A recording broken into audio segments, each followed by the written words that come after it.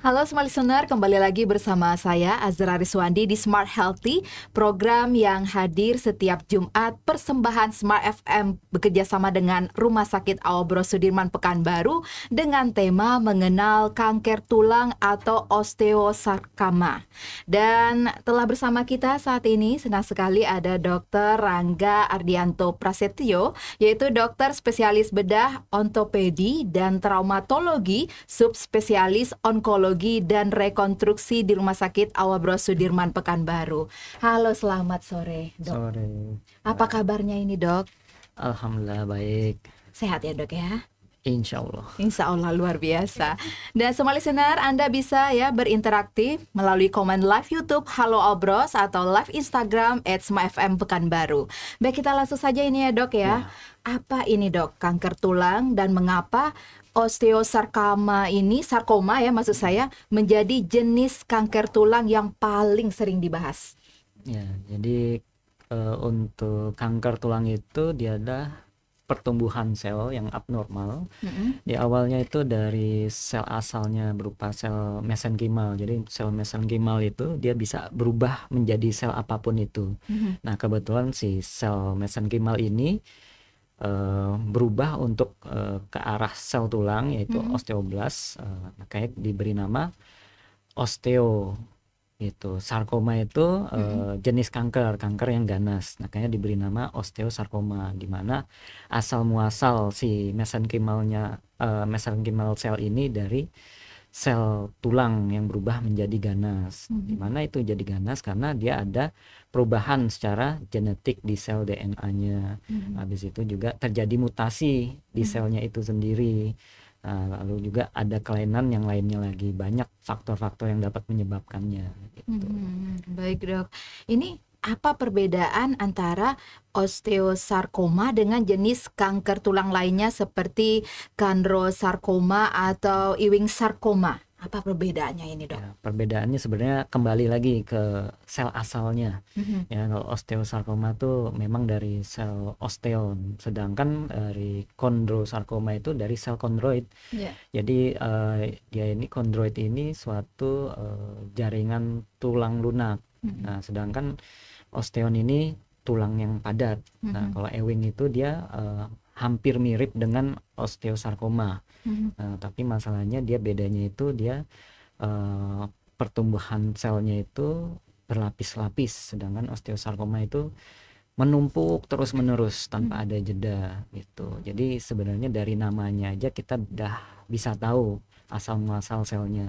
Sedangkan untuk lokasinya juga agak berbeda nih. Jadi kalau jaringan kondroid, di mana sel kondrosarkoma itu muncul biasanya di ujung-ujung tulang, di mana itu di dekat sendi gitu. Jadi itu ada namanya sel tulang lunak. Kalau kita sering makan ayam gitu kan, ada tuh tulang rawannya.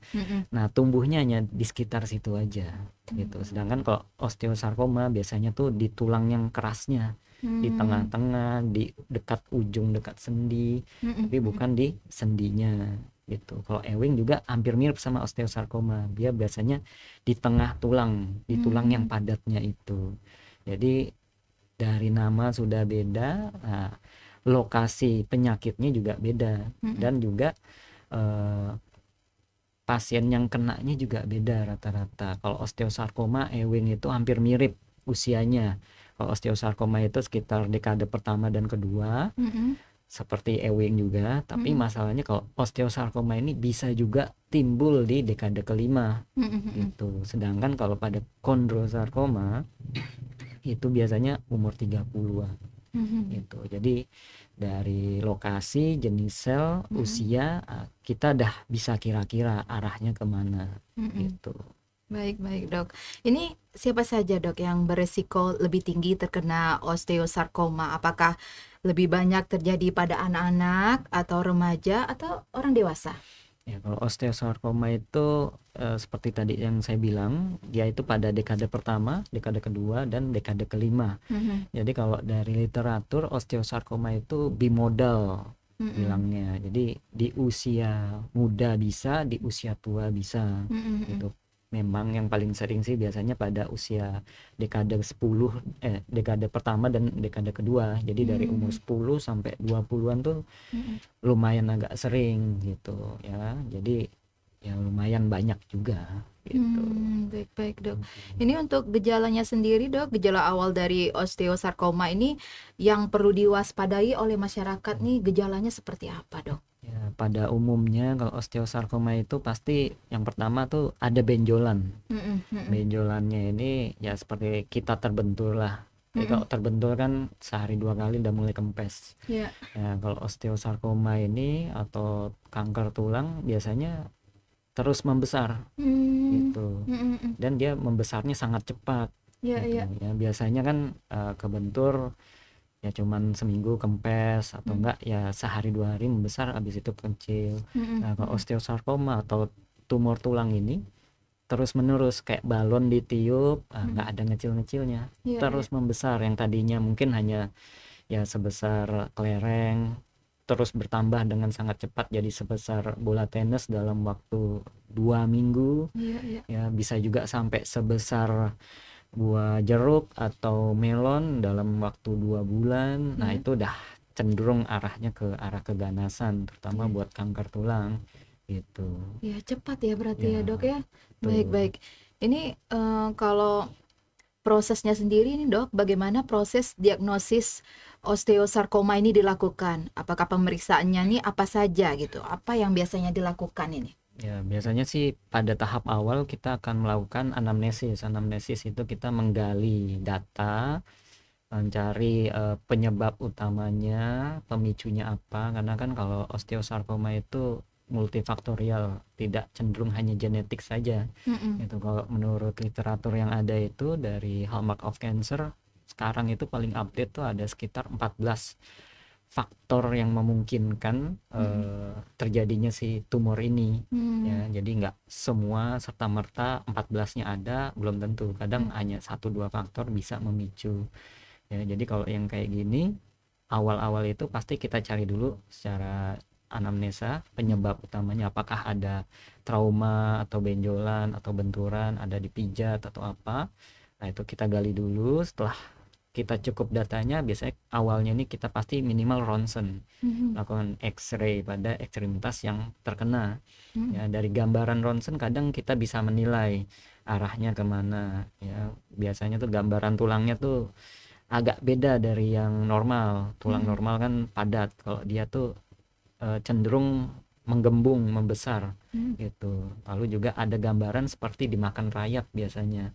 Ya, harusnya tulang yang warnanya putih padat itu ada bercak-bercak, titik-titik. Nah, itu biasanya itu cenderung ke arah osteosarkoma atau infeksi.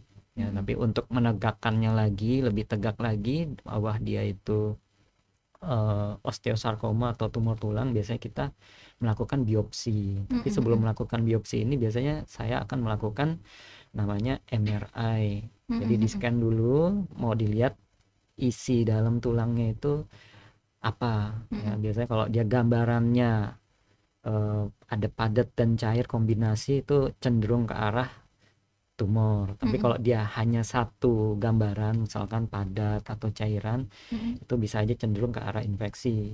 Nah, untuk menegakkan itu baru di biopsi. Di biopsi itu ada berbagai cara ya. Ada yang dibuka, di open, ada juga yang minimal invasif menggunakan jarum. Dan menggunakan jarum juga ada 2 jenis. Ada yang pakai jarum halus, ada yang pakai jarum inti. Bedanya hanya ukuran jarumnya aja. Tapi untuk pembacaannya, untuk jarum halus itu hanya bisa menilai selnya ganas atau jinak, tapi kita nggak tahu nih jenis selnya apa, apakah dia sel kondroit, apa osteo atau apa yang lain, itu kita nggak tahu. Memang yang standar utamanya, standar emasnya itu dilakukan dengan jarum inti. Jadi bentukan selnya, morfologinya kita bisa tahu ini sel asal mulanya apa. Jadi untuk penanganan berikutnya lebih jelas lagi gitu. Baik dok, nanti kita lanjutkan lagi ya dok ya, perbincangan kita mengenai kanker tulang ini atau osteosarkoma. Kita jeda dulu, nanti kita akan kembali ke Smart Healthy, tetap di sini.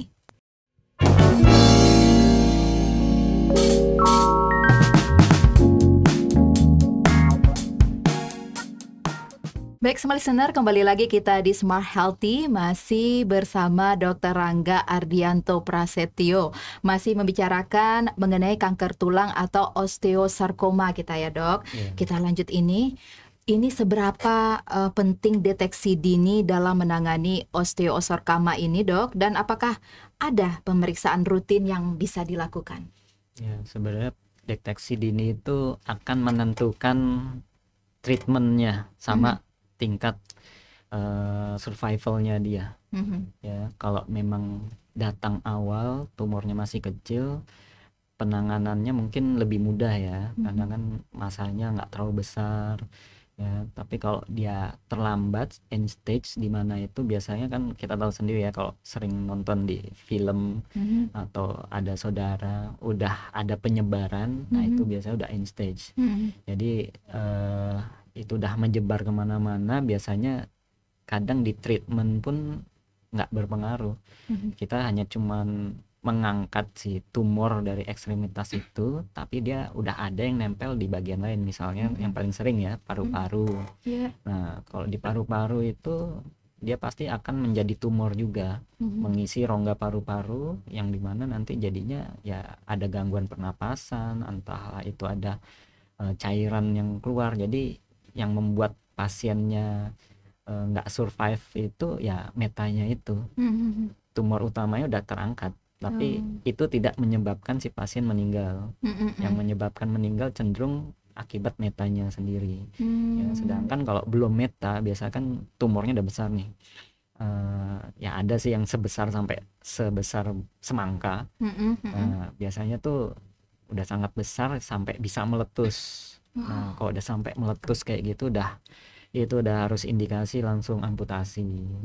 Gitu ya, karena ya untuk menyelamatkan nyawanya si pasien. Kalau kita nggak lakukan itu, takutnya meta nyebrang, kan itu sifatnya tumor itu seperti benalu kan. Dia berdarah, keluar darahnya terus menerus, jadinya darahnya kurang di dalam tubuh itu, mau nggak mau harus transfusi, tapi nggak akan ketutup seperti bak yang bocor, kita tambah terus airnya tapi bocornya nggak ditanggulangi, ya seperti itu. Ya, jadi suatu hal yang sia-sia dikerjakan. Jadi lebih baik sumbernya langsung dibuang. Biasanya seperti itu. Jadi memang penting deteksi dini ini ya, Dok ya. Betul. Ini apa saja, Dok, kalau untuk pilihan pengobatan utama untuk pasien osteosarkoma ini, dan bagaimana peran tindakan bedah dalam pengobatan ini? Ya, sebenarnya tindakan utamanya ini termasuk pembedahan ini ada berbagai macam ya untuk saat ini. Yang paling utamanya itu core-nya itu intinya di kemoterapi. Yang biasanya untuk osteosarkoma yang deteksi awal masih bagus itu minimal kita berikan kemoterapi. Kemoterapi juga ada dua jenis. Ya, ada yang sebelum operasi, ada yang setelah operasi. Ya, tujuan di kemoterapi ini tujuannya adalah untuk membunuh si tumor-tumor yang ada, dan juga untuk membunuh sel-sel tumor yang sudah ada penyebaran. Memang kita tahu sendiri efek kemo itu nggak enak ya, kalau dilihat rontok, mual muntah, kulit menghitam, nafsu makan kurang, kurus. Ya itu emang efek samping kemo, karena kemo ini umpamanya tuh kayak bom lah, semua dikenain, termasuk sel yang sehat, kecuali kita sudah punya seperti target sel terapi. Nah, masalahnya pada kasus tumor tulang ini, karena dia banyak, kita masih belum menemukan sel utamanya. Dari literatur itu baru ketahuan yang majornya itu sekitar 5, sedangkan yang minornya itu sampai ratusan. Jadi ya itu, kita masih belum menemukan targeted cell terapinya gitu. Jadi masih agak sulit untuk melakukan targeted cell pada kasus tumor tulang. Oleh karena itu ya mau nggak mau harus di kemo. Setelah kemo minimal tumornya mengecil, kanker selnya itu tidak terlalu menyebar, baru kita lakukan tindakan operasi. Jadi tindakan operasinya ini kalau untuk osteosarkoma tergantung tulangnya seperti apa. Kalau memang tulangnya masih oke, masih bagus, bisa kita lakukan pengangkatan tumor dengan dilakukan reseksi, pemotongan tulang. tulangnya itu akan kita lepaskan Mm-mm. dari tubuh si pasien, ya. Habis itu akan kita gunakan, biasanya itu kalau di luar negeri, saya pernah belajar di Taiwan, itu direndam dalam cairan nitrogen, kita menyebutnya cryoterapi. Iya, iya. Ya, kalau di Indonesia mungkin belum semua rumah sakit yang mengerjakan, tapi Mm-mm. rata-rata sudah mengetahui yang seperti itu. Jadi ada beberapa yang mulai mengerjakan. Mhm. Ya, selain itu juga bisa juga diradiasi. Mm-mm. Masalahnya kalau di Pulau Sumatera ini kita nggak punya Batan. Mm-mm. Ya, kalau di Jakarta kami ngirimnya ke Batan untuk diradiasi. Iya. Lalu nanti kalau sudah selesai kita masukkan lagi ke tubuh pasien. Cryoterapi pun seperti itu. Jadi setelah direbus kita kembalikan lagi ke tubuh pasien jika tulangnya masih bagus. Iya, Tapi iya. kalau tulangnya sudah hancur, sudah tidak ada, mau nggak mau tulang dipotong, tumor dibuang. Nah, kita cari gantinya nih. Mhm. Ya, gantinya biasanya ya berupa metal. Memang saat ini sudah mulai berkembang namanya prostesis. Nah, kalau prostesis pada kasus tumor tulang ini namanya megaprostesis. Iya, iya. Jadi satu bonggol tulang tuh bisa diganti semuanya. Tulang paha tuh satu tulang bisa diganti. Setengahnya pun juga bisa, tapi jadi metal gitu. Nah, masalahnya sekarang ini si megaprostesis ini sangat mahal. Iya, iya. Ya, BPJS pun masih kebingungan gimana mengcovernya. Di RSCM pun ya tergantung, bisa setahun sekali, 2 tahun sekali, ya. Jadi kadang kita yang di RSCM tuh belajar jadi bagaimana caranya mengganti si megaprostesis ini. Jadi kita kadang ya ala-ala MacGyver lah ya, dengan alat yang ada kita gantikan si megaprostesis ini. Ya, untuk di Pekanbaru sudah pernah kita kerjakan. Ya, jadi masih memungkinkan kita lakukan meskipun tidak dapat megaprostesisnya gitu. Ya, paling ya kalau setelah dilakukan operasi dilanjutkan lagi nanti kemonya. Ya, masing-masing regimennya biasanya di awal 3 kali, setelah operasi 3 kali. Kalau masih ada sisa juga biasanya kita lakukan radioterapi penyinaran. Jadi biasanya tuh disinar untuk mencegah rekurensi lokalnya pada daerah tumor yang kita potong. Takutnya kurang banyak motongnya, masih ada sisa tumor, ada kemungkinan dia kembali lagi. Nah, biasanya kita lakukan radioterapi gitu. Luar biasa mendengar prosesnya ya dok, agak Ya. sedikit ngilu ya dok ya. Baik, ini kalau untuk dokter sendiri menentukan apakah pasien perlu diamputasi atau bisa menjalani operasi penyelamatan anggota tubuh ini gimana dok? Dokter Ya. menentukan. Biasanya kalau untuk menentukannya kita lihat dulu yang paling utama untuk penyelamatan atau limb salvage surgery ini. Kita harus lihat pertama itu soft tissue. Soft tissue itu otot. Ya, kalau nggak ada ototnya, hanya kulit, implan itu tidak akan tertutup. Ya, resikonya pasti terbuka. Jadi mau nggak mau ototnya harus bagus dulu nih. Masih ada sisa otot untuk menutupi si implan. Ya, kalau memang tidak ada, ototnya tidak ada, mau nggak mau kita harus melakukan cangkok. Ya, entah itu dari punggung atau dari paha sebelahnya atau dari otot yang lain, masih bisa juga kita kerjakan. Ya, tapi ya beban untuk si pasiennya ya lebih banyak karena prosedurnya jadinya lebih banyak lagi yang harus kita kerjakan, dan durasi operasinya juga jadinya lebih panjang lagi gitu. Jadi ya sebenarnya masih bisa kita manipulasi, tapi kapan kita harus amputasi itu ada syarat mutlaknya. Salah satunya tadi lukanya sudah terbuka, ada gaungnya. Habis itu juga tulangnya patah. Ya, maksudnya patah ini kenapa harus diamputasi? Karena kan kalau tumor itu dia itu seperti buah, belum ada yang terbuka, tapi kalau udah terbuka dia akan kontaminasi ke jaringan sekitarnya. Meskipun kita angkat tumornya, tapi sudah ada kontaminasi, kita nggak bisa menjamin kontaminasinya sampai mana gitu.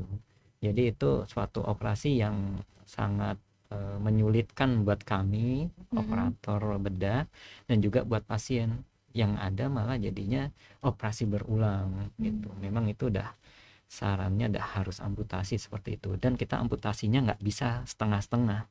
Ya misalkan tumornya di dekat lutut, ya biasanya kita bilangnya distal femur, ya. Nah, kalau udah patah atau ada gaung luka yang terbuka di situ, mau nggak mau kita motongnya bisa sampai pangkal paha, karena kita nggak tahu penyebarannya sampai mana. Ya jadi harus diselamatkan nyawa si pasiennya. Ya kalau emang limbnya tidak bisa, kita harus korbankan itu, terpaksa mau nggak mau, karena tujuan kita adalah menyelamatkan nyawa, bukan menyelamatkan ekstremitasnya lagi. Gitu. Baik dok. Ini kalau untuk teknologi medis ini sejauh mana ini kemajuan dari teknologi medis membantu dalam operasi kanker tulang pada saat ini, dok? Ya kalau untuk saat ini yang paling advance yang saya tahu ya, udah mulai melakukan untuk rekonstruksi secara 3D. Ya kalau kita kan taunya ya 3D secara gambaran aja. Nah ini kita bisa membentuk si tulang dengan menggunakan 3D printer bisa. Ya, tapi ini belum banyak yang mengetahui atau mengembangkan. Ya terakhir itu masih ada di Taiwan, sedang dikembangkan oleh tim yang di sana. Jadi saya sempat ikut, tahu mereka masih memprogram gimana caranya, itu programnya bisa mentranslate dari MRI ke 3D printernya untuk digunakan ke pasien.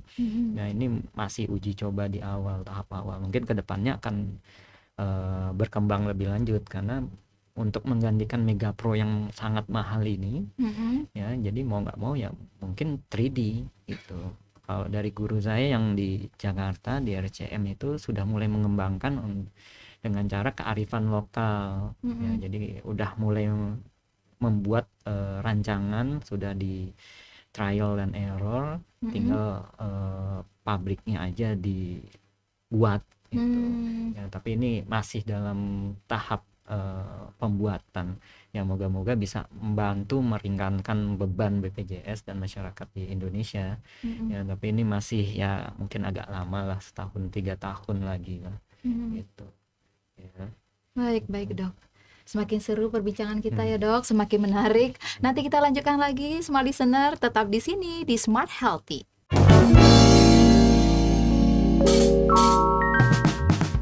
Baik smart listener, kembali lagi kita di Smart Healthy, masih membicarakan mengenai kanker tulang atau osteosarkoma, masih bersama Dr. Rangga Ardianto Prasetyo tentunya. Kita lanjut ya dok. Ini kalau misalnya setelah menjalani operasi, terus bagaimana ini proses pemulihan pasien? Apakah masih dibutuhkan fisioterapi atau rehabilitasi khusus ini dok? Ya, jadi biasanya ya pasien setelah dilakukan tindakan operasi ini, kita harus menunggu luka operasinya membaik dulu. Ya, jadi belum bisa dia langsung lakukan aktivitas seperti normal tuh belum bisa. Nah, penyembuhan luka ini sekitar 2 minggu sampai 3 minggu tergantung kondisi lukanya. Dan juga untuk dilakukan fisioterapi juga kita harus lihat dulu nih, biasanya setelah dilakukan tindakan ini ada beberapa ligamen yang terpaksa harus kita buang. Ya jadi seperti pemain bola lah, kalau dia ada yang putus kan mau nggak mau dioperasi biar dia bisa kembali aktivitas seperti olahragawan yang lain kan. Nah yang pada kasus osteosarkoma nih, kalau dekat sendi juga seperti itu, kita merekonstruksi juga, kita usahakan kembali seperti normal, tapi ya kita tahu sendiri itu tidak 100% seperti yang normal. Itu kan buatan kita ya, pasti ada kemungkinan gagalnya ada. Ya jadi itu tuh biasanya kita lakukan bertahap, penyembuhan luka luar dulu, lalu kita fisioterapi secara bertahap. Itu secara bertahap, minimal itu bisa ngejar dalam 3 minggu, karena jarak dalam 3 minggu itu luka sembuh, pasien pasti akan lanjut kemoterapi. Nah di masa waktu kemoterapi, setiap siklus itu kurang lebih 3 minggu. Pada minggu pertama pasti pasien tuh drop sekali, lemas, mual muntah, sampai sariawan, jamuran, ya aktivitas sangat-sangat terbatas, benar-benar harus bed rest. Minggu kedua udah mulai agak membaik, minggu ketiga lebih baik lagi. Nah di dalam rentang waktu itu bisa kita lakukan fisioterapi bertahap ya, minimal itu pergerakan sendinya coba dilatih agar tidak kaku Iya. ya. Tapi dengan kita lihat semampu apa sih gerakan yang bisa dia kerjakan. Nah, kita harus lihat kondisi lukanya juga ya. Nggak bisa langsung full padahal dia baru kelar operasi 2-3 hari. Resikonya ya lukanya bisa terbuka.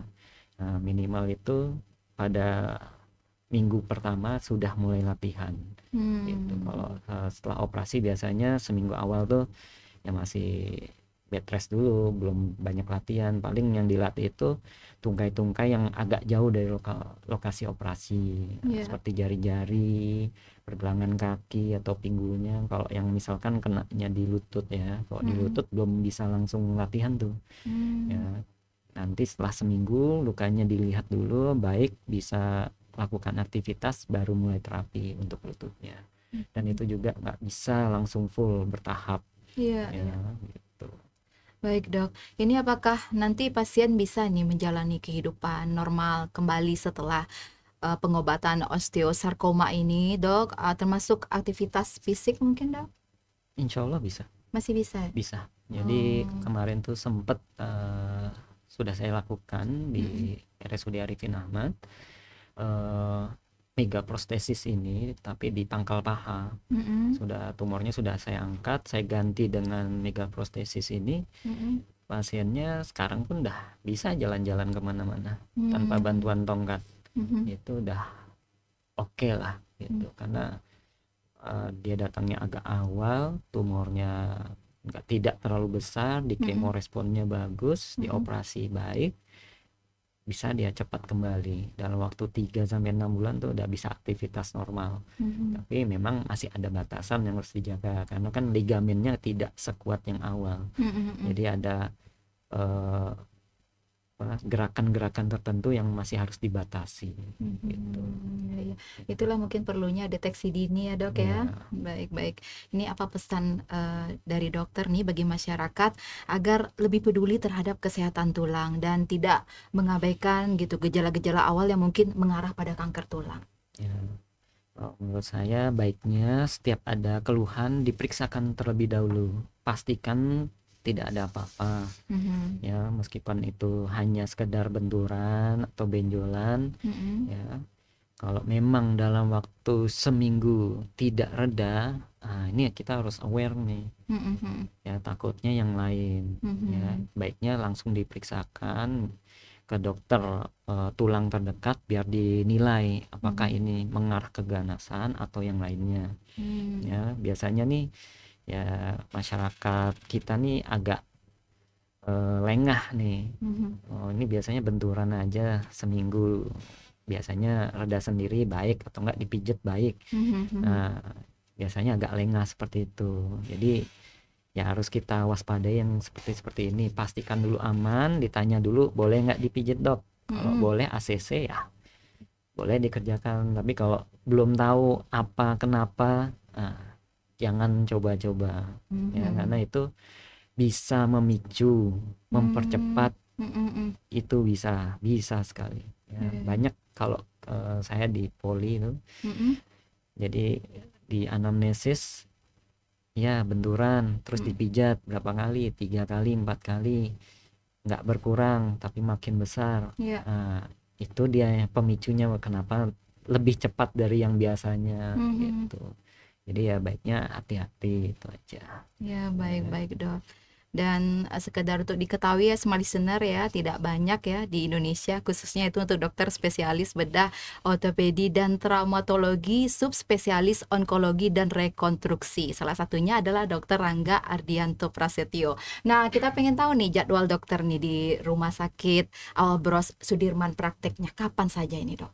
Ya, saya praktek setiap hari Selasa, Rabu, dan Kamis dari jam 3 sampai setengah 7 malam. Baik, baik. Terima kasih ya dok. Ya, Terima kasih untuk penjelasannya yang cukup panjang ini dok, iya. menarik ini. Dan smart listener, untuk Anda yang ingin berkonsultasi lebih lanjut bisa cek jadwal dokter di www.awalbros.com atau silakan cek Instagram @haloawalbros. Baik smart listener, demikian Smart Healthy hari ini bersama Rumah Sakit Awal Bros Sudiman Pekanbaru. Terima kasih untuk partisipasinya. Saya Azra Riswandi pamit. Terima kasih, sampai jumpa.